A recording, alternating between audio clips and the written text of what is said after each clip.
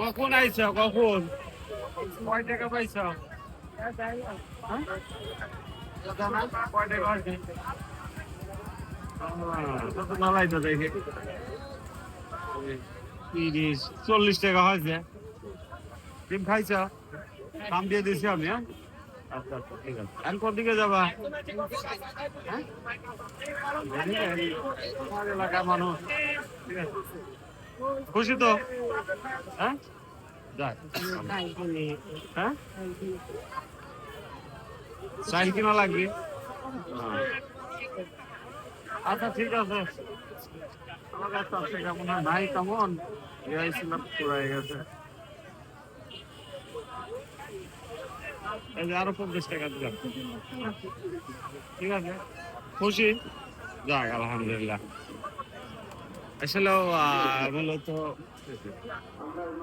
মাহফিলে আসছিলাম ডিম খাচ্ছি ডিম খাওয়ার সময় উনি এসে হাত পাততেছে